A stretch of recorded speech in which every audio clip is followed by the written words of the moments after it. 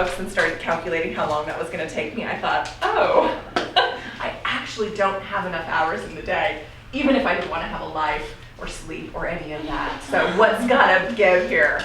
And that's when I started to look into skills for rapid reading, and was nicely surprised that some of the sort of infomercially feeling I had had about it before actually gave way to some great substance. I had an incredible amount of improvement myself that allowed me to survive and love graduate school and to continue to do so in my work here, still at a university. And I want to frame this as speed reading still means really high comprehension. So it's not about letting go of certain things. However, I do want to point out that some of the skills that are survival skills also can relate to a certain amount of letting go and being able to skim, being able to accept partial comprehension, being willing to accept getting the gist of something as a reasonable objective. So I think that these skills can play out toward those other objectives as well, although mainly what I'm talking about is high comprehension reading that you can absorb it, you could present about it, you can write about it, you've got it, right? So that's really what I'm going to be talking about today. Feel free to chime in with questions at any point that you have them. We'll keep it interactive. Let's start off by talking about some of the things that make reading slow. And you could just introduce yourself to the person next to you and think, what are some of the things that you think, I mean, you're here, I am assuming, because you think that there's some room for improvement. So what are some of the things right now that are keeping it at a level that just is more time consuming than you'd like for it to be? Okay, so just a minute, just to share ideas, meet the person next to you. You can hear all of that. There's some beautiful, just being able to vent a little bit. You can just hear all those voices just raised so fast. So in terms of thinking it, I'm going to talk a little bit about what shows up in literature on reading. Some of it is about the material itself, right? And you're seeing plenty of that, I'm guessing. That some of it is just the material that's a little bit different. So here are some things to look at with the material, and we can throw in some other ideas that you talked about that aren't here. But one of the things is that you hit ends of the spectrum. Some of it that's so abstract and theoretical that it's very hard to absorb quickly. So for instance, even if the idea isn't complicated, if the language becomes abstract, and I say something like, a multicolored drinking vessel. You'd be like, what? When I could just say a green and yellow coffee cup, right? So there's this level of abstraction. Sometimes it's the language use, and sometimes it's the idea itself. Even if the concept isn't hard, it just takes a while to process and figure out, what does that mean, right? So the abstract level is tricky, and of course the very, very technical level, where every word or every piece of the formula, every part of that text is just so densely loaded that, again, one's ability to process it is only so high. You really just have to think about every piece. You can't scoop it up quickly. So I think that that's typical of graduate study materials. You end up with readings on either spectrum, and not as much that I think is more typical of the undergraduate level, where it's sort of in between. More kind of broadly described concepts that can be scooped up a bit more easily. So another feature of it is a high concept load. That relates a little bit to what I mentioned about the technical reading. But that's sort of, if you were to take, highlight 100 words, how many different ideas are in that? And so the more packed it is. That can vary a lot though, right? Because sometimes you might be reading a research article. The concept load might not be so dense. It might really be illustrating one main idea. And there's a lot along the way to kind of show how they reached that. So there could be some variety there. Difficult vocabulary, absolutely, right? The readings are just pitched to a high level. You're included in this community of scholars, so you're really treated like faculty in the field, basically, with the kind of, with the audience now that you are. It's pitched very high. And then, of course, the syntax. And you might be reading even they could be translations from other languages. They could be texts that are written in an older style of English. There might be many, many reasons why it could just be really complicated syntax. I think there's a little bit of a good movement in academia going towards more concise writing, but we don't really see that yet. Right? The professors are saying be concise, but that yet hasn't quite trickled down, I think, to some of the publications. Are there other things about the material that you're reading that you're noticing slow things down? Does that cover a lot of it that popped up? Yeah. Both of us are sort of making the same point that an idea that we find will kind of lead us to daydream out of the text, to a thought that's connected, but then we're no longer in the text, and that's an inherent time suck. Right. So that can be a bridge between the material, because we might be so fascinated, we're doing good things with it, but it also leads us to ourselves, right? Because part of what makes reading slow is not just in the text itself, but in ourselves.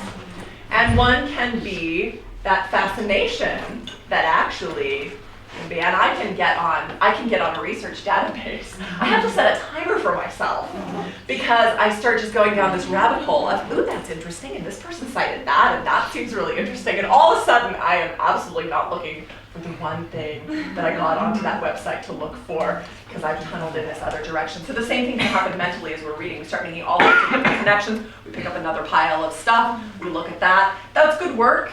And so we then just have to determine, is it also practical work? Is it one of the main objectives? That was one of my great frustrations as a graduate student, actually. And I had to start, one was a list of bookmarks. I had to create a specific folder of bookmarks for wish list things, where I had to cut myself off because it didn't fit in my goals of the week, but I didn't want to let go of it. So I actually kept storing those things, and I would go to those during breaks.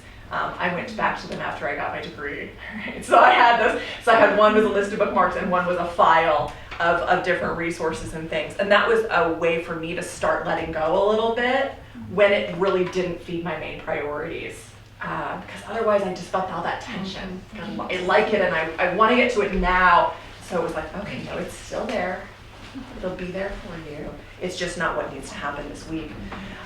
So I think a lot of it is psychological, and especially I think at this level where we have to figure out perfectionist tendencies, we have to balance, all kinds of different things. So here are some of the main things, though, that come up across the board that are kind of qualities of slower reading. So lack of schema basically means not having the big picture, and that can be being newer to a field or being newer to a very specific theory within that or a discipline to that, where it's sort of like, I'm not seeing where this is going, right? That's that kind of feeling. And that can happen even if you're quite familiar with the field itself. It might be the author's writing style, right? So we can pick up a journal article that has kind of the main course sections, and we have that schema, right? You kind of know what to look for and how to dive in to read for those things. And that's something that you're probably by the day getting better and better at, even because you can continue to increase those skills. But sometimes you can pick up another kind of book and it's sort of like, I don't quite see yet how this is structured, where the highest density of information is, where do I look to get what I need. So that lack of schema is one of the things that slows people down. External distractions, for how many is that a big deal? I think there's jackhammering going on in PLC this week, and people walking by and phones ringing and the email dinging, and I know we're all it's hard to even get in an environment that works. And even if you find that environment, for how many are the internal distractions one of the things that slows you down? Also, absolutely, because it could be something that fits the material, right? Like, oh, this makes me think of this other idea and I'm daydreaming about this possibility. Or it might be, I'm daydreaming about what I need to pick up at the grocery store on my way home because I invited somebody over to dinner and I don't know why I was thinking that would be reasonable because there's no way I had time for that this week. And you can start spinning off in that other direction, and your eyes might, during that whole time, actually still be looking at the words. And then you get to the bottom of the page and you go, So that's another point here, regression. Is that going back? And it might be because of that moment of inattention, or it might be a tracking issue where you find yourself and just picking up the same part of the line, or I'm rehashing it because maybe I wasn't fully there and I'm not clear about that. So regression is an issue. Subvocalization is something that we all do. We might not think about it consciously, but in reading, I mean, even if you look at words on a slide, you see that and you probably hear your own voice saying that word. Or if you're lucky, you hear like Sean Connery saying that word or something like that. But the word comes off of the page. And so that's a slowdown, obviously, because the sound pace, I mean, I can talk pretty fast if I get going, but it's only going to go so fast. You can only be so much of an auctioneer. So it's going to cap a reading rate if you're going to hear every single sound on the page. Those words are visual symbols as well, though, right? We don't actually need a sound in order to be able to understand it as a code. And so the rate of processing images is much, much faster. And the rate of processing thought, much, much faster, right? So the hearing every piece of it is one of the things that is related to slower reading. A couple of the pieces are physical. Irregular eye motion.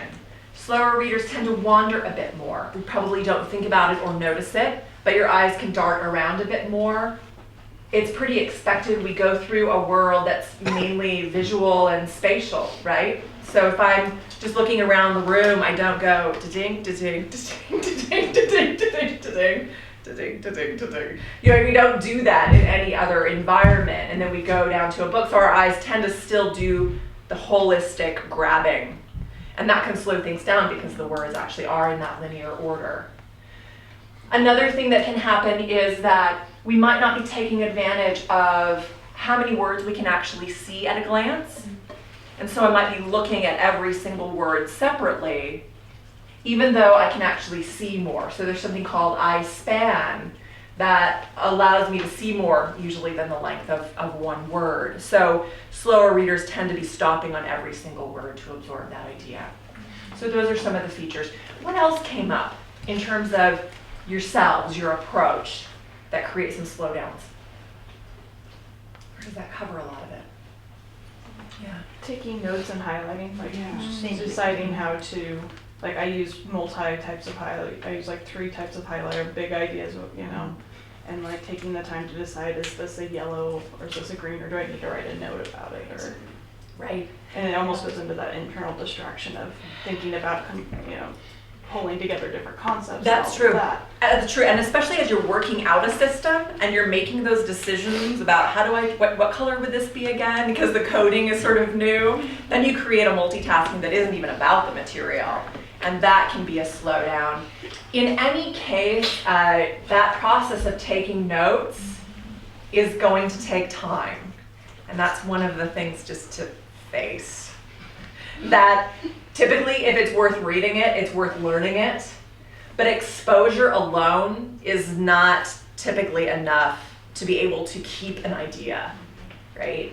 Review and practice are also steps of learning. So at some point, putting something into your own words, applying it, keeping it in some way has to be there. And so whether you're folding that in during the reading process or after, in either case, that's an inevitable part of the learning process, so it's going to be there.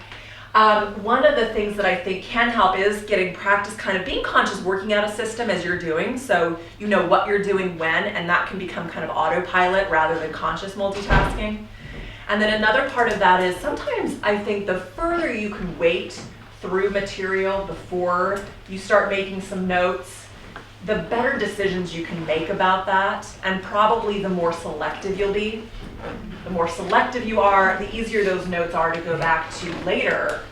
Because sometimes, I mean, I can look at I can remember notebooks where I just was practically recopying something in my own words.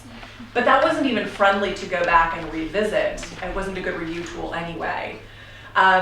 Sometimes I'll think that a point is really crucial, but then I get a little further into it and I realize it either is totally common sense at that point and I actually don't need a note of it, or as I get more perspective, that just wasn't actually very important. And so the further one can delay and then go back and make decisions. So I sort of hit a compromise system. I'd make like a little check mark in the margin when I thought, yeah, maybe, or I'd just flag one word, and then I'd go as far as I could, go back and evaluate those points, and then make some pretty sparing strategic notes related directly to my objective. So if I needed to write a paper with that, I would start doing some of that pre-writing. If I needed to learn it in order to be tested on it, I would start translating that into a study guide. So I would kind of always think about what's my purpose of doing this. And I think that's easy to lose. I mean, as obvious as that might sound in some ways, I think I was very often in a state of autopilot, reading all materials in the same way, aiming to get through it. And if my goal was to get through it, I would get through it, but have very little else to show for it. Right? I might have a hard time.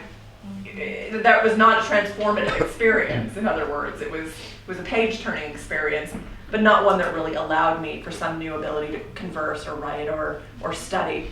So keeping that target is crucial for all of those things. And then I would evaluate based on that. What am I holding in? And when I say hold off as long as possible, sometimes I would go through really dense information and I couldn't hold off very long at all. It would be the end of the paragraph.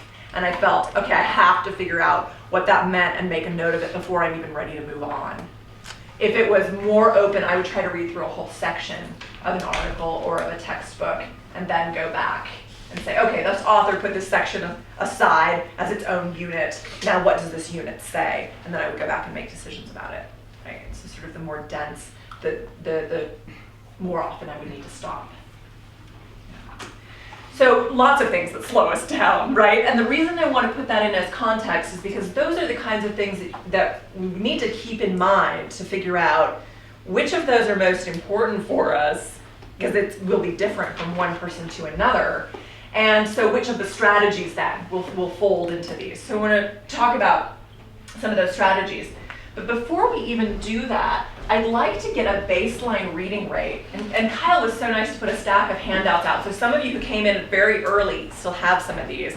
But I dashed the others off because I want us to start reading this at the same time. So let's just kind of pass around chunks of these. Don't look ahead, because I'm going to time you. And we'll see if we have, looks like he has some more as well. Let's pass that back. He's got some more time.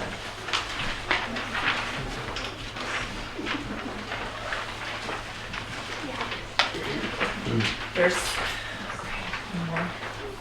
so many wonderfully transformational things that can happen at a university. And one of the things that's fun for me about this topic is that because we can time it, it feels a little more gratifying, you know? Because so many of those other transformations are very intangible, that this one's nice, because it's like, oh, I did a neat thing, and I can see, like, it's bigger, okay. So let's see what the starting point is. Obviously, this is not... We haven't got one. Do we have... All right, there might be extras right behind you. Thank you for pointing that out. Did everybody else get one? I think there might be... You get it? Thank you. Yeah? Okay. So you're sharing, you're making that work. Everybody else has one. Okay, terrific.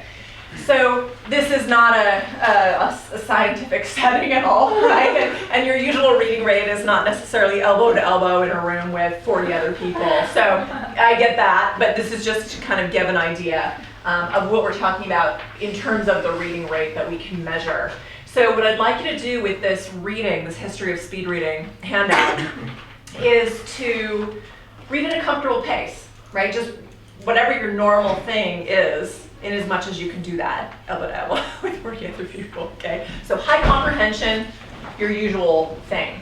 And I'm gonna time you for 1 minute, so keep track of where you stop, because we'll be looking then at how many words you read, okay? So for 1 minute, go ahead and begin.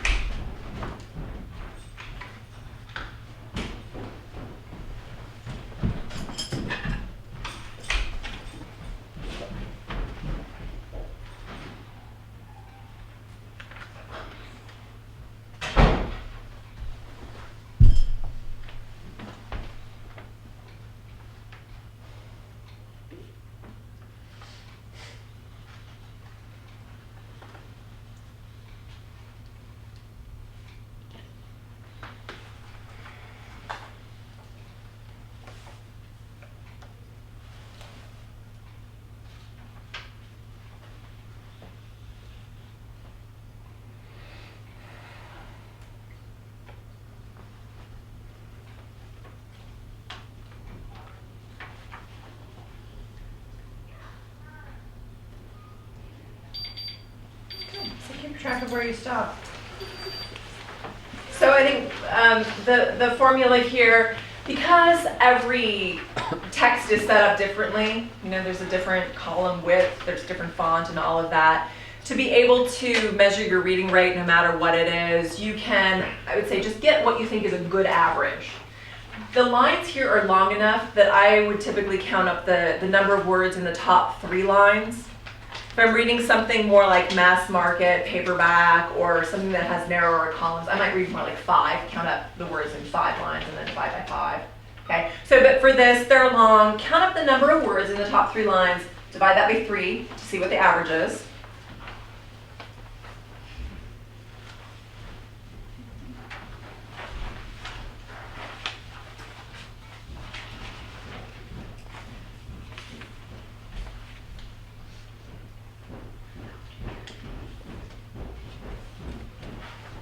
See how nice I was? I made it fairly easy to multiply. Because what you're going to do next is you're going to take that number, which is 15. Because you count all of the longer words, shorter words. It's all fair game. So about 15 words per line. And then count the number of lines that you read. Skip a half line the first time, maybe count it the next. It's an estimate, definitely. But count the number of lines that you read, and then you're just going to multiply those 2 lines together. So for 15 words across, and then however many lines down. That's going to give you your number. We read here only for 1 minute, so that will give you your words per minute on this particular occasion.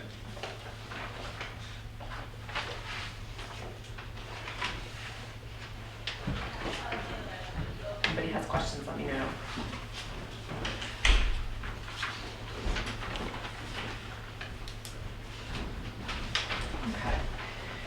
So with that number in mind, about average is 250 words per minute. I talk to many readers who say, I'm a really slow reader, but it's very subjective. We might feel we're a slow reader because we're dealing with so much reading. The average really ranges quite a bit because it will depend a lot on the material, obviously. Also, it'll depend on some of those personal circumstances. If I'm sick, if I have a really bad headache, I'm a much slower reader than if I'm alert and well. So even just myself, it can really vary based on circumstances. In terms of speeding up, these are the main categories, and we're going to break each of these down. This idea of part of it is intention, and I'm guessing that you actually had this experience before. Think of the difference between I have a seminar in half an hour, and we're going to need to talk about this reading, which I didn't have a chance to get to yet. So I'm going to get to that now in half an hour and get as much out of it as I can to be prepared for seminar. Okay? Versus, it's Sunday afternoon, I'm just going to read this chapter until I'm done. Right? We can get that adrenaline going and pick through a chapter and get a lot done. And sometimes if there's no end goal and we just sort of get in a state and we're exhausted, it can kind of go on and on and on, right? So there is something to be said for just having the intention, I'm going to be able to get through this quickly. Okay, so that just do it, kind of have a realm here. Context, reading context, so time and place, we'll talk about that. We'll talk about some study skills, some physical techniques associated with speed reading, and then drilling and practicing. So those are some of the pieces we'll go into more detail here. In terms of the context, reading time is, I know it's a very straightforward idea, but I think we tend to overlook the importance of time, both in terms of what time of day is it, how long is my reading session, when am I taking breaks, all of those mechanics. I think that if you were managing somebody else and giving them suggestions about how to manage their reading, I'm guessing we would all give better advice than we actually apply in our own lives. So even though I think you know this, I just really want to put this out there as a reminder that in order to expect the best from yourself, you should put yourself in the best situation possible. And I think very often what happens with our life is that we wander through our day, well, not wander, maybe rush through our day, going from one activity to another and get everything done. And as a student in one of my classes so beautifully put it recently, then we stick reading in around the edges of our lives. So even if it's a very important activity, which I think, getting just a glimpse at some of the fields you said you're in, reading would be a main staple of many of those. As important as that is, I think that we tend to really do just kind of like fit it in here and there. I'm done with my to-do list, or maybe not, but anyway, I'm done with my hours I have to do them in, and I'm just gonna sit down and do some reading right now. And we might be exhausted and falling asleep on the book, but that's sort of when it gets pushed. So it's kind of a time management question, and I know that there's no easy solution as busy as people get, but I think that one thing that really did help for me was just to acknowledge that this is a challenging activity, and it merits the best I can offer it. And so when I actually mapped out a schedule for myself, I would, put all the, the must-do things that were at fixed times and look at what's left. And I would actually star those portions of time when I'm alert, I'm not exhausted yet, I can get to a really good environment at that time. And I treated them like reading shifts, like it was a job. And if somebody asked me to do something, I would, as much as possible, try to say no during those times and really preserve them. That this is my reading preserve, and it's at a time that works for me. And some of the other things, it's gonna have to shove into the other crevices that I have available in terms of time, because these are preserved for reading, okay? So, I think that's an issue of sometimes saying no to people. It's a tough issue, I know. And figuring out where the balance is always difficult. But even if there are just certain types of reading that are the most challenging, I would say prioritize those, right? Maybe some that are a little bit easier can fit in around the edges and still work out. But really think about it, just as you would if you were giving yourself advice and really taking it. How long would you say you can sit and read? Let's say it is a good time of day. How long can you do that without losing value? 3 hours. Okay, so I heard a few people say maybe an hour, a few people say maybe 2 to 3 hours.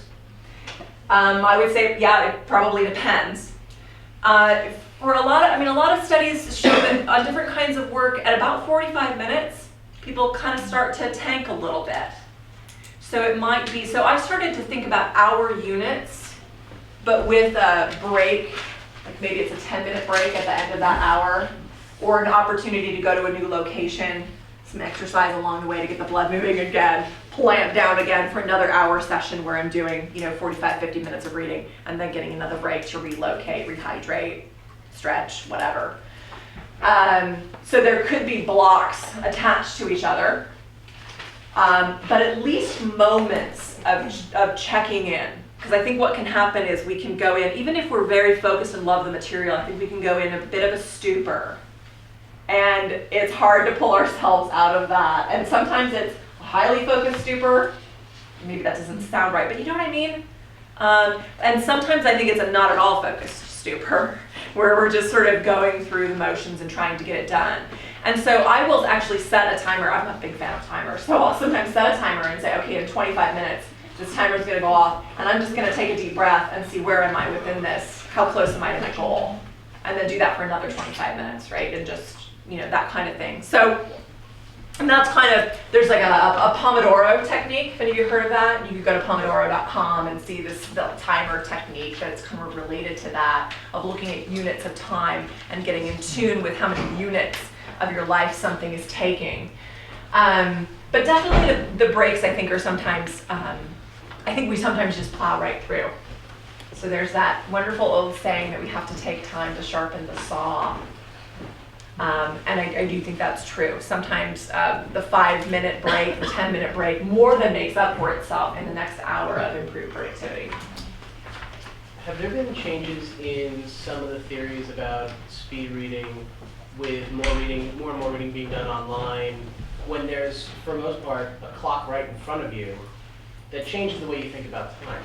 Mm-hmm. So how does that factor into this, whether you're reading in a digital setting or reading on paper? So I haven't seen anything conclusive about the time frame, because you're right in that time is all the more noticeable for us in some ways. But on the other hand, there's something about the online framework where time drains in a very funny way that it doesn't always feel like it does. And that's partly because of just the nature of web relations, right? So it's really a bit of both. In terms of the reading mechanism, most people read on screen at only about 75% their hard copy reading rate. So that's a significant difference. I think sometimes we feel that. That can vary though based on your vision, on the screen clarity, contrast, the way that screen is lit. So screens are becoming friendlier and friendlier to be more like hard copy and have less of the glare and some of the other challenges that I think were part of that 75% number. So I would be interested to know what does that difference look like with newer screens, newer technology, because I bet it's not as dramatic. I would also bet that more and more reading is happening on screen, and that we might actually be building a skill in that area where it would have been a deficit, where that research number came from in particular. So yeah, really good questions to think about how does that work. And we'll keep that online piece in mind as well. Certainly screen reading has a lot of benefits. I mean, there are things like searchability and things like that. You can scale, you can do the things with the font, you can move your window to a size that works for you. So in some ways the flexibility is quite nice. And in terms of vision, sometimes it provides some challenges for us. Okay. So that kind of computer versus hard copy is also part of the context. And might also be related to where we are. So in terms of thinking of reading place, what are some of the things that you would say you would absolutely want to have as features in your reading environment? Yeah? I need silence. Silence. They're hard to come by. Yes. But yes, very valuable. So you find little niches on campus. You can use earplugs. You can do all sorts of different things to try to screen out some distractions. What else? Well, Lighting, absolutely. Yeah. Lighting can be very important, both so that there's not too much glare and contrast, but too dim and people tend to get sleepy. Vision isn't as great. What else? I heard something else that, yeah. I mean, somebody mentioned noise, but just having like a white noise or sometimes music, but I'm a musician, so music doesn't. It's true. That's interesting because in the speed reading class that I teach, we do a little experiment with different slices of music, different styles, just to see how people respond to it. And it's all over the map. Many people have a strong preference for one of those sounds or silence over another, but there isn't any consistent sort of like, oh yes, this particular type of classical music. And one of the things that's interesting is you need any sort of noise that you have not to be something that you're tracking unconsciously. So I could listen to something and not think anything of it, and you might think, oh, that cello piece is, there's something to draw from that becomes conscious. I can listen to music with lyrics, but only if it's in a language that I can understand, because there again, I'm not processing it consciously. White noise is a great thing to bring up, and actually I very often will pull up a website called simplynoise.com. It's just a noise generator. And there's an app for it too. And there's white noise, and it sounds like static, right? Or like a radio station between stations, like a radio between stations. So it's like shh. But it takes pieces of the sound spectrum, so it becomes good for masking other things. So when you can't have silence, there's some other stuff going on, it can really help. I kind of like the brown noise actually that's on there. That's a little more oceanic. There's a rain sound and things like that. But I think that one of the things that I like actually, I think one of the reasons why that white noise aspect works for me is that I only would put that on if I'm really trying to focus on something academic. Otherwise, I'm not hanging out listening to white noise. So it also helps me just adapt the right mindset. And I can I found myself, I was able to condition myself a little bit to better focus. better ability to put away the internal distractions to the end of my reading session. Setting clear starting and stopping times was another piece of that though, right? Because if I'm just gonna read endlessly, then my mind is nagging on all of these other things that I really have to get done. Whereas if I have a clear stopping time and I know I'll get to my to-do list then I can release that a little bit better and have improved focus. So that's part of it too. But I think just that sense that, well, I wouldn't be here listening to white noise if I were really focusing, so all that stuff has to go away. And it's just another thing that helps to create some boundaries in life. And I think that's one of the challenges with reading, is that all of our stuff blurs together. And especially for graduate students, because study, research, teaching, so many different functions going on all at one time without a clear clock in and clock out, right? For most of my studies, I waited tables during the summer, and it was such a joy to be like, 7 a.m., yay, I'm clocking in, and then I'm gonna leave all my stuff behind.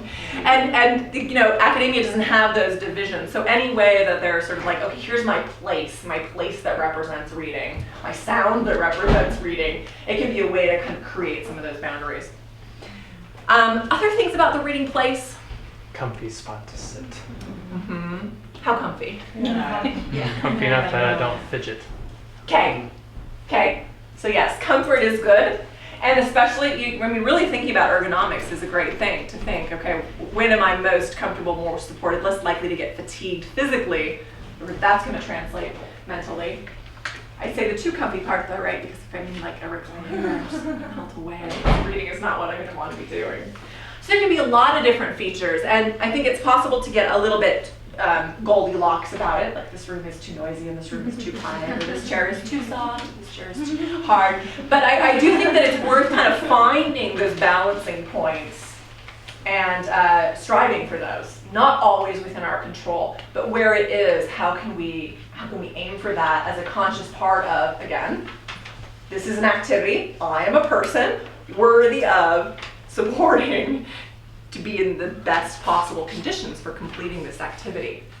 Okay, so I think some of the things typically for reading plays, I do think some amount of consistency helps. Again, just for the conditioning aspect of it. Like, oh, this is the place where I read. It's not the place where I also pay bills, plan my meals, have family discussions.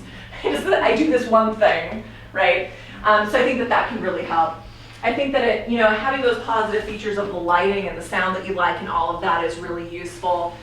Few distractions. So something different is going to work for everybody. Silence doesn't work for me.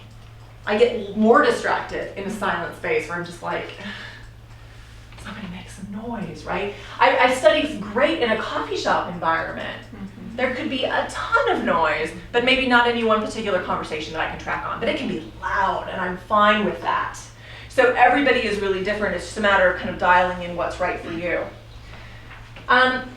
Related more to the study skills piece now. I mentioned how having a really specific goal I think can help. Why am I reading this? Why was this assigned? Why did I select this? Am I reading this for personal satisfaction? In which case, great, I can go all over the place with it. Am I reading it in order to get one idea that I will refer to in my paper? I should have a really different mindset, right? A really different level of selectivity and not go overboard. Am I reading it to look for one particular theme? Great, let me zone in on that, forget the rest, or put it on my wish list for the weeks between the terms. So really thinking about what are my objectives, and sometimes I would actually write that out. I would have an index card and use it as a bookmark and actually write down, as nerdy as this sounds, it would be like, okay, here's the thing that I should be able to do or write about or talk about when I finish this chapter, and kind of keep that insight so that I can keep reining myself in and make sure that my notes were associating with that particular goal. Because especially if we're fascinated by the material, it's easy to go all over the place with it and just take a lot of time. It might be enjoyable, it just might not be practical for that. And so depending on what that objective is, then you're going to want strategies to match. And the key is to not just be on autopilot, but have a really well-reasoned set of skills that you pull out depending on the circumstances. One strategy that is in every book about reading that I think I've ever seen, and it's definitely part of every speed reading book. Now, it surprised me that it was part of speed reading books. It's not always identified in this way, but this acronym SQ3R has been around for a long time. Has anybody heard it? Yeah. I mean, it's published in education materials from the 1940s. There are different versions of it. I sort of think about it in a different way, but I wanted to present this one. The key is not the acronym, but the fact that it provides a warm-up for the reading activity and a cool down for the reading activity. And so even though it has more steps, it actually, the time that you invest in those steps are a good investment. They pay off. The survey step is really, how it looks is going to depend on exactly what kind of material you're reading. But if you pick up a reading and you think with the goal, if I were to spend 5 minutes trying to get as much from this as I possibly could, where would I look? And then look there, that's kind of what a survey is, right? So just if you think about some of the things you're reading this week, what might that be? Where would you look? Figures. Abstract. The figures, the abstract, Conclusion. headings, intro, conclusion, Methods section. summary, right? If there are none of those, maybe the first sentence of every paragraph. So it's just using whatever that is, but doing that as a first layer. So instead of diving in with word one and going do, really trying to get the lay of the land. So that tackles that lack of schema issue by saying, okay, I'm going to get this big picture. It makes it more like, I feel it's like the difference between putting a jigsaw puzzle together when you have the picture on the box or you don't. Right? So it's like seeing that picture on the box, so when you come to any particular word or piece of the puzzle, you say, oh, okay, I know how to assimilate this into a bigger framework. That's a faster process, it's more focused, it's better for memory. So there are a lot of ways in which that step pays off, even though it sort of feels like it's taking more time up front. So I definitely do that, and the harder the reading, the more I do that. So I might take a complicated text and see the logic among all the chapters and just look, what are the tools within this? How is this set up? What does the author have in mind? And then I would take a chapter and I would look at all the main headings within that and the intro and conclusion, or the abstract if there is one. And then I would look at the sections within that and I would read the subheadings within that section, right? And then I would go to one of those subsections and I might read the first sentence of every paragraph. And then I would go through and I would read all the words. So see, it's this process of scaling in on the information. And one of the benefits is that because I'm scaling in and I have my objective in mind, at some point I might say, oh, I get that to the level that I need to get that. And now I'm going to move on to the next subsection. Right? So I can just decide, because instead of reading word for word, if I read word for word and run out of time, I might not even have gotten to the most important part of it. Right? But if I scale in this more holistic, more visual kind of way, I can determine the level of depth I'm going to go to and really be in control of that. So even if I run out of time, that's okay. I got 60% really of what I needed to know. And for right now, that'll get me through. And I can always go back into that more fine-tuned level later. Or I can put it on my wish list. Right? Do any of you have that practice already? Kind of dialing in on the information, surveying in advance? So I think making that a conscious part of all of the reading can be really beneficial. Again, because you can make choices in addition to the fact that curiosity promotes speed, promotes focus, which promotes speed. So all of those pieces can be better. The other part, so question then means I take whatever I got from that information and I turn that into questions. Hopefully that's really related to my objective. And those are questions that I'm hoping I'll be able to answer by going through the material. I can even write those down. I can even take notes under that as a framework. I could come back to that at the end and answer those questions, and that would be part of the assurance that I got what I needed from that chapter. So it's more like an active reading engagement strategy. That's active engagement, helps with speed. I'm going to read in those sections. The recite part could be making notes. It could be talking, paraphrasing the material as I go through it, answering the questions that I had set up. And then review could possibly be a process of going back, back, back, back, right? Okay, so now this section, okay, so now I get this idea. So these fit together in this way, and I'm kind of mapping, now that I know how it works, I'm mapping it all back out together. It could mean I'm writing a summary. I'm putting together, a quick diagram of what I found in that or whatever, but that ability to go back over it, that is gonna take time, just like we're talking about with the note-taking or whatever, but that usually will save from needing to reread it down the road. So 10 minutes within the first day after you read something can pay off quite a bit, because then more of it stays in long-term memory, less of it needs to be relearned. So 10 minutes now could save an hour later potentially of needing to reread or relearn information. So that's kind of the longer term time piece. Another part of speed reading beyond this, because right, everything I've talked about so far is like might even be stuff that you knew, right? Because it's just about that environment. But I hope we've already come to something where you were like, oh, okay, I could do that better. I could make a point of doing that and see how that translates into my reading speed or focus. But there are also these physical principles that are going to relate to some of those pieces that we talked about. Now, if you look at that handout, just go over without going beyond the part that you already read on that handout. If you would take your hand, and you could just by starter, some of you might use this strategy already, it's hand pacing strategy. You could take your full hand so that it is straight but not rigid, not floppy, right? Take your longest finger, point to the material that you're reading, so you're underscoring the line of text, and your eyes are looking at wherever you're pointing. Right? Does that make sense? Yeah. So it's just this brushing motion across. Just give it a little feel right now.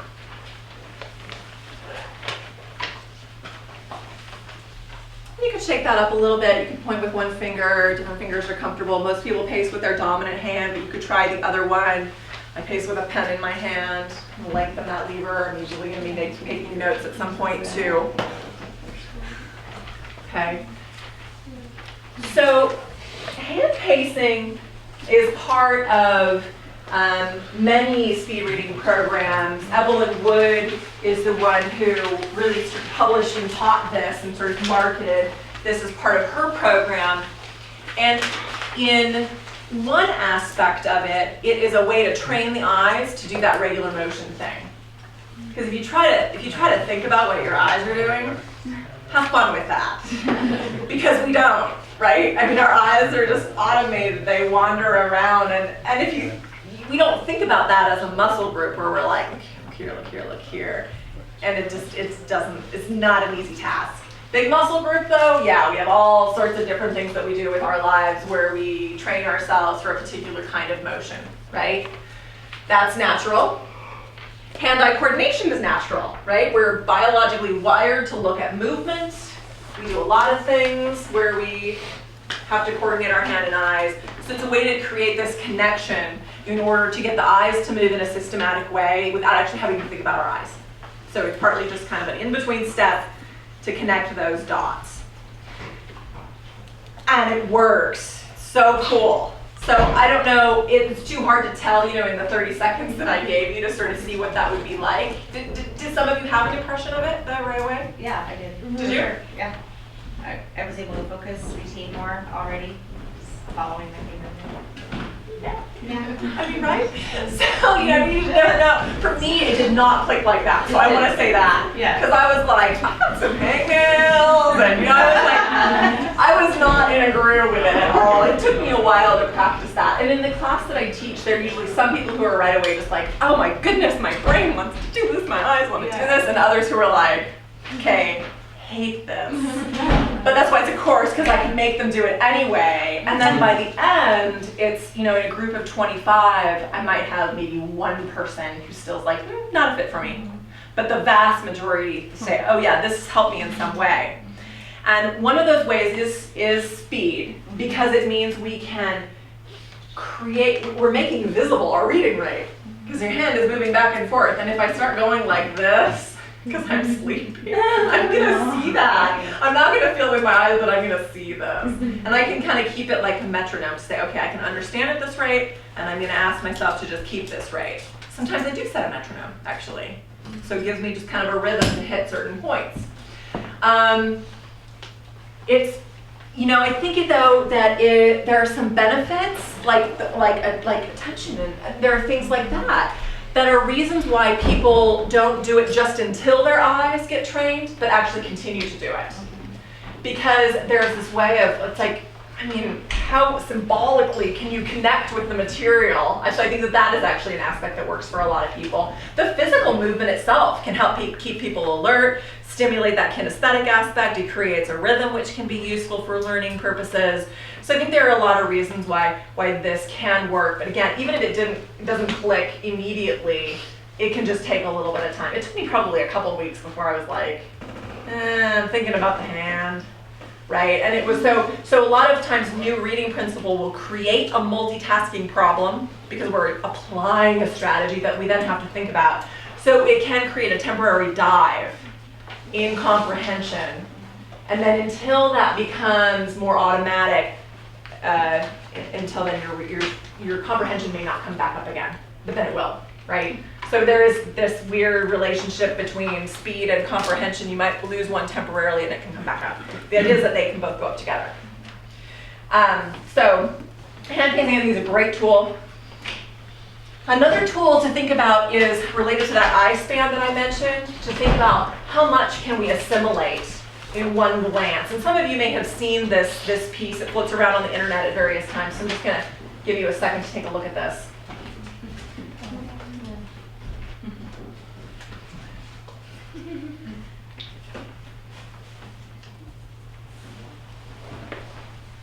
Our brains really want to make sense of what we're seeing.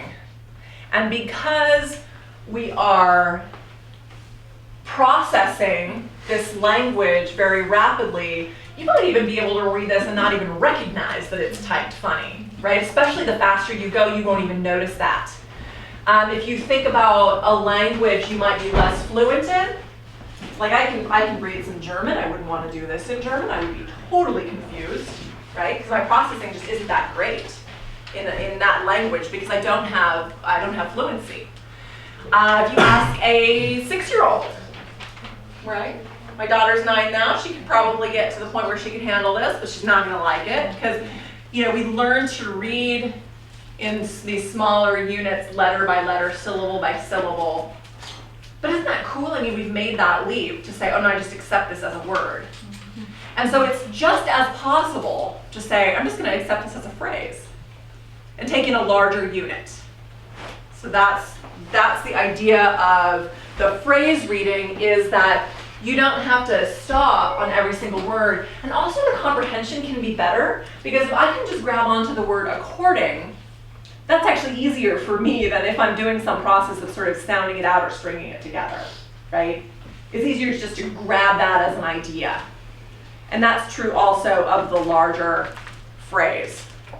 So one of the things that we'll want to think about is just how do the eyes move. So I'm going to ask you to do a little exercise here. And with somebody next to you, partner up and look at each other. And then you're going to act as if, so if we were to partner up, I would act as if there's a large circle around your head. You're just going to look at my eyes while I look at the circumference of that invisible circle. And then we would trade. Yeah? So you're just watching the person's eye motion while this person traces a circle. Make sense? With their eyes. Yeah?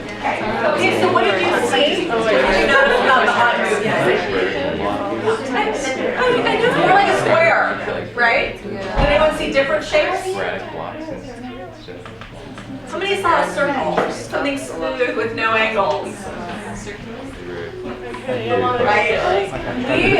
Okay, you might be able to come up with a different shape every time. I mean, the person doing the circle, we see a circle, right? We're trying for a circle, we see a circle. But yeah, how the eyes work, our eyes need to stop and lock on information in order to focus on that.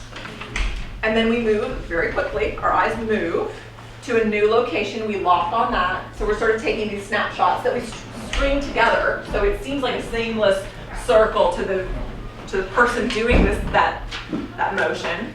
But to the observer, we can see all those jumps, right? And it probably doesn't look the same one time after another. It might be like doo-doo-doo, or it might look like a triangle, or it's all jaggedy. It's like, wait, you don't know what a circle is. But you can even feel when you look ahead, even if you just, now that you're thinking about it, can you feel the little tugs? Mm-hmm. These little tugs, our eyes do that. It's not that our eye muscles don't have smooth motion, right? Because if I lock on information, but that information is moving, like if I stare at the end of my finger, I can move that in a circle and you feel no tugs, right? You can make a really nice circle and your eyes are just really fluid. So those muscles have fluid. It's really about the vision and the relocking, which is what we need to do on words, right? We need to stop and move and stop and move. So it's not actually, we're not just like gliding across a line. We have to take in these glimpses. So one of the things about faster reading is that can you take in a larger glimpse? And can you move from one to the next one more rapidly, right? And that would increase the rate, assuming that you can process all that information that you're soaking in, right? So a twist on the hand pacing that I showed you, that's sort of like a brushing motion, and that works for about half of the people that I talk to, seem to prefer that method. And about half prefer what's more of a tapping motion. So for example, on that handout, like if you look under the word, systematically in the first line, if you just point to that word, how many words can you see without moving your eyes and read? Maybe, probably at least 3 words, right, for a lot of people. 4 or 5, it would depend, it's different for all of us. We're not talking about peripheral vision, because I can see the whole page. But so it's just what you can focus, and it's a smaller unit. It would go up and down as well, actually, right? So if you were reading a newspaper column, you could do something like take in the whole width of that in one glance and just have your eyes go down, down, down, down, down. That's actually a really useful training exercise because it gets you adapted to taking in these larger chunks of language and a little bit out of the habit of looking at every single word. So that's called vertical reading, where you could just go straight down and see that whole swath of information going down. So one of the things you could do then, if you're seeing 3 or 4 words per line, you could take a line like this and break it into, let's say, 4 sections, right? We had 15 words on the line. So you could put 3 lines down the middle, have 4 sections, and you can move your hand to go spot 1, 2, 3, 4, right? You could do like a kind of a tapping motion where your hand is actually landing, or your finger, your pen, your whatever, is landing underneath the center of the phrase that you want to look at.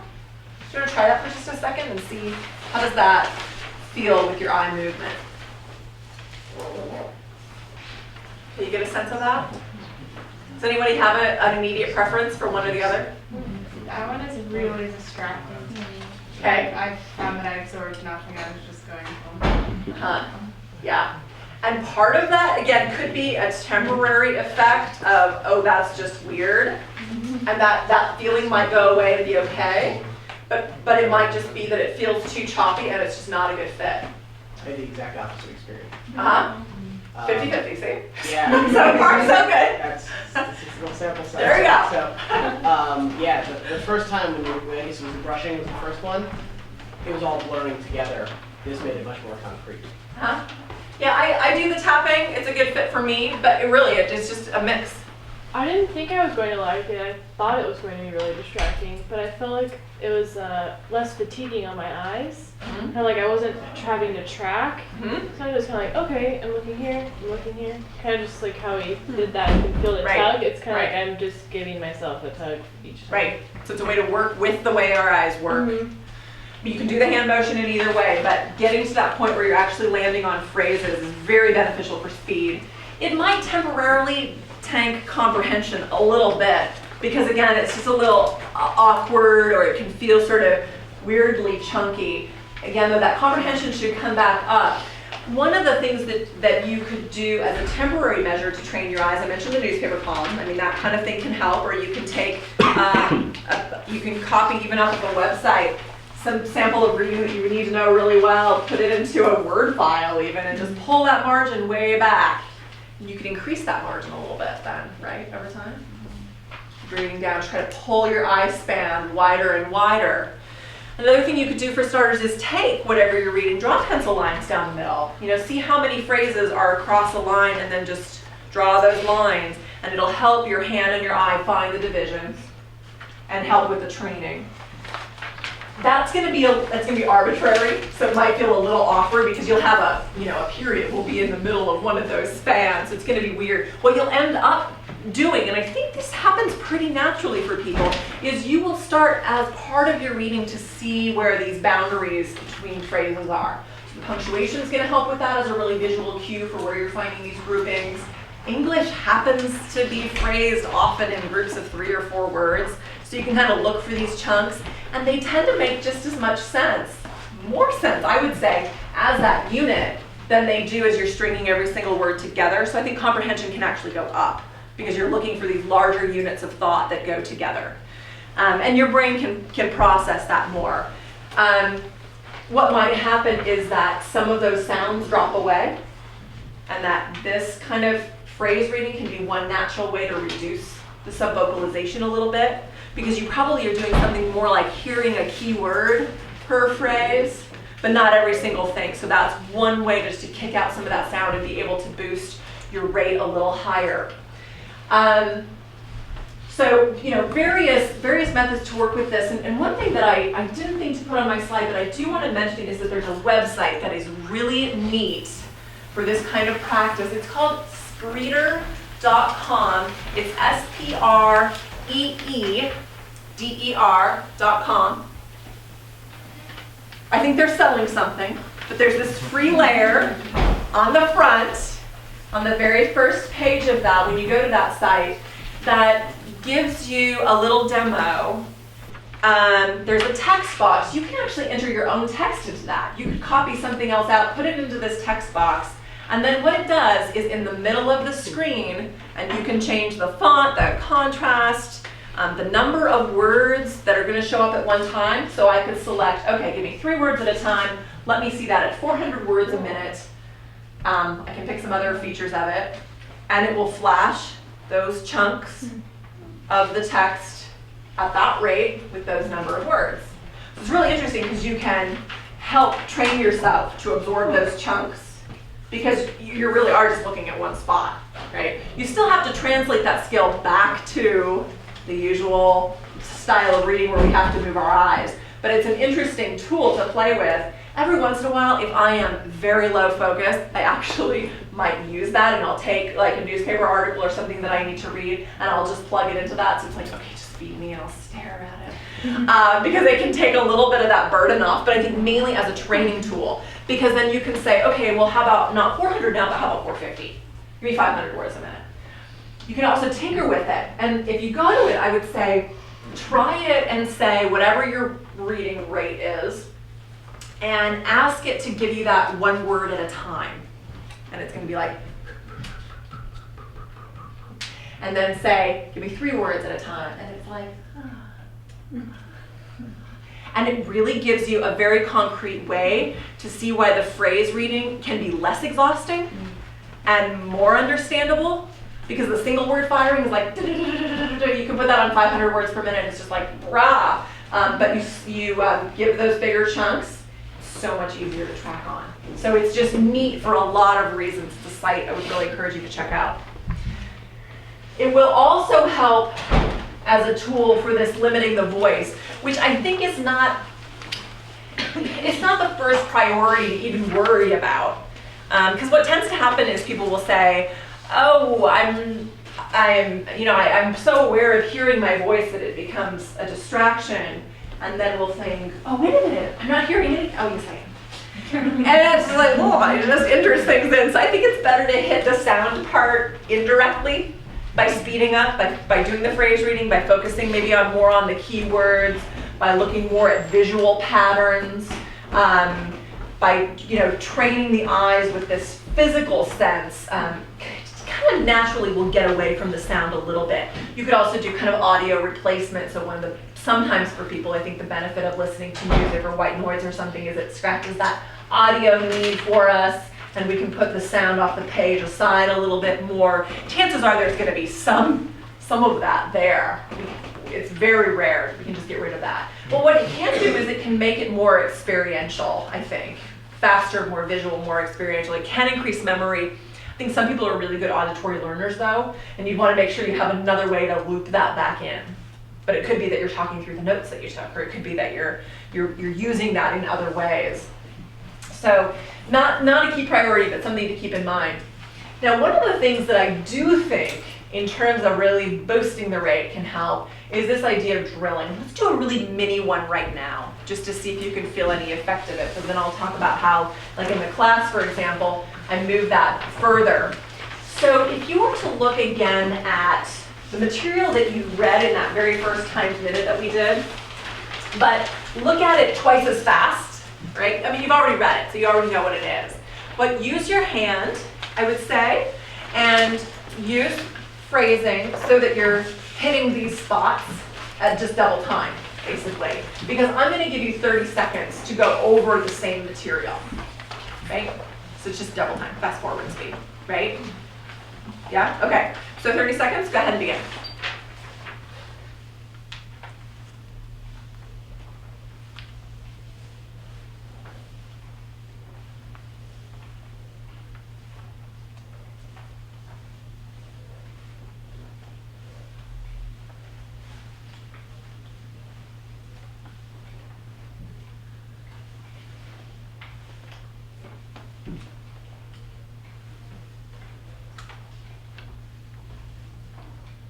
And stop. So you can sort of get a sense if that was roughly double or not. And now we're going to go roughly triple, okay? So same starting point back up at the beginning, but eyes in even faster motion. It's probably a big blur. Even though you know what the material is, at that rate, it should be really like not even seeing and processing the details, or just moving the eyes. It's very much just a physical exercise, okay? So 20 seconds for that same amount. Go ahead and begin.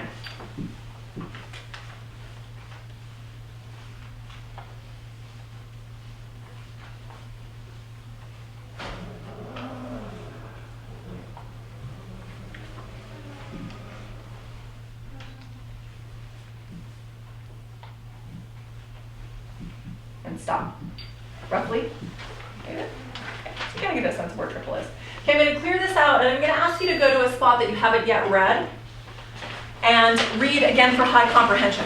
So like we did with the very first timed minute, read for high comprehension, keep track of where you start and where you stop. Okay, for 1 minute, go ahead and begin.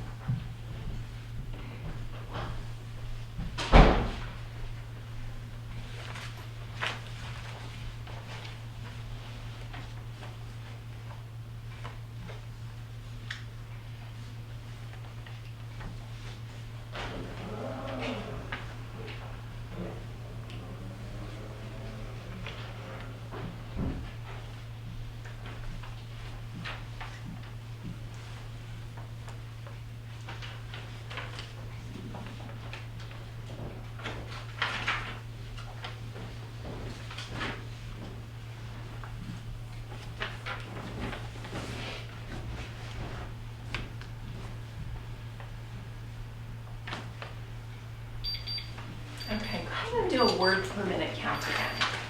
That was just 1 minute, but count up the lines you read, multiply by 15.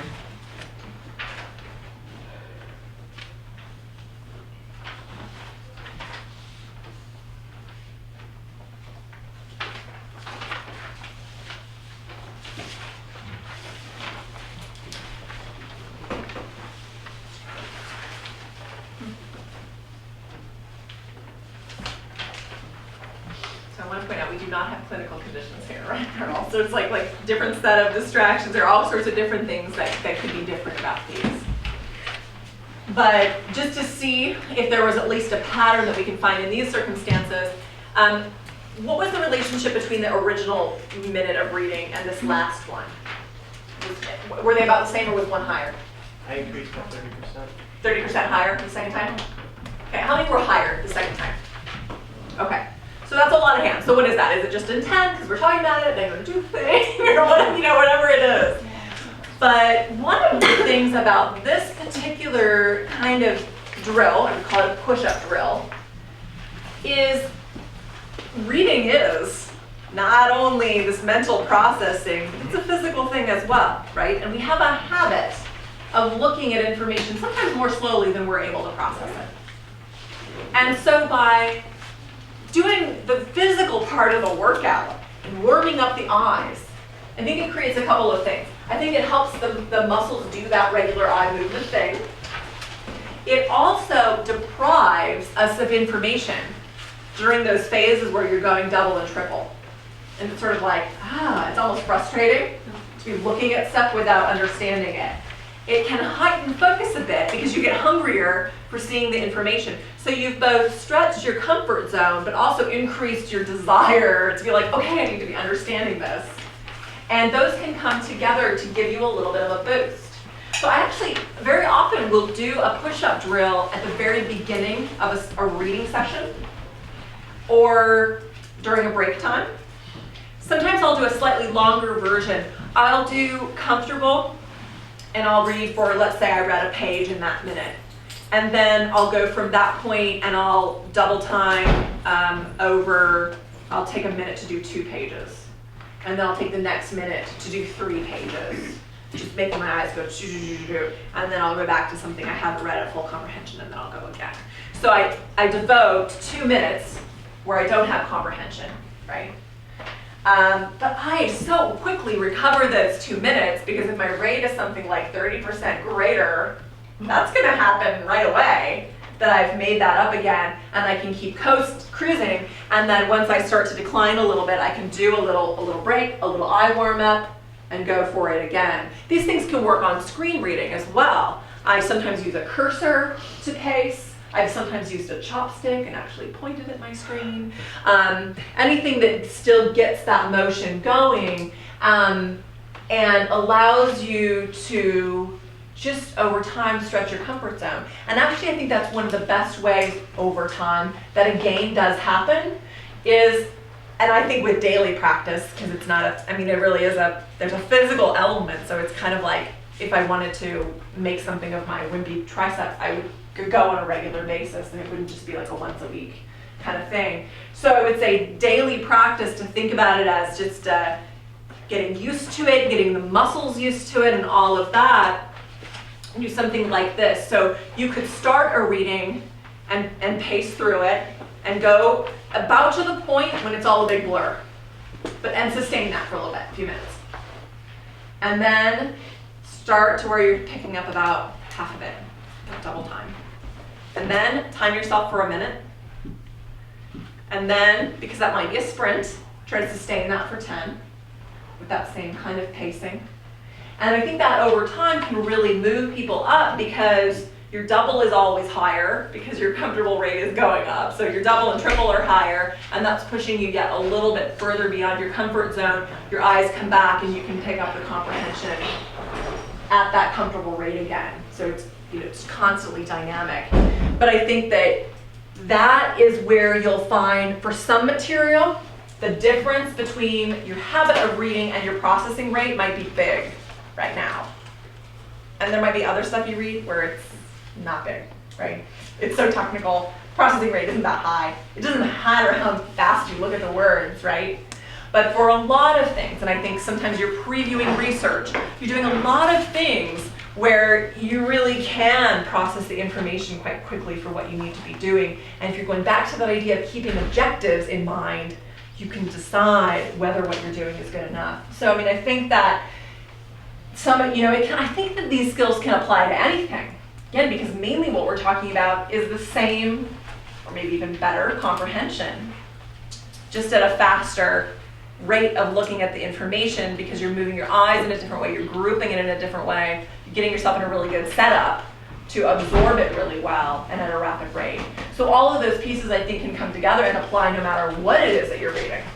No matter how technical, how abstract, right? But some more than others. And for myself, I was amazed to realize how much reading I need to do. I mean, and especially probably now for my work, how much reading I need to do that I actually can do really quickly. Where the main thing is be familiar with this latest study that came out. I don't need to be able to talk about the minutia of it. I just need to know that it's out there and where I would look it up if I need to know more, right? So really keeping in mind that I can, instead of being an all or nothing reader, I can allow myself a lot more exposure to information by having these multiple modes of reading. Okay, so a lot of different possibilities. And I'm absolutely happy to follow up as well. I'm at the Teaching and Learning Center. I talk with people individually. I teach that 5-week class. So there are different possibilities to talk about speed reading or other academic topics. I did want to show you, these are some of the books on my shelf that I've really liked. Most of them are around $10. So if you do have something like winter break, for example, 10 days to faster reading, you really could do in a 10-day sequence, and the exercises and the practice readings, they're all right there. So you could train for something like that, come back, hit winter term really hard, right? So all kinds of possibilities there. I've run us out of time, but I'm also happy to stick around in case people have individual questions, so feel free to stick around and chat if you want to do that. I definitely appreciate your attendance here, and I hope that the hour and 20 minutes that you have devoted to this, you'll be able to recover in that 30% or whatever increase. So that it felt like this too was a good investment. I wish you the best for the afternoon, a great weekend ahead.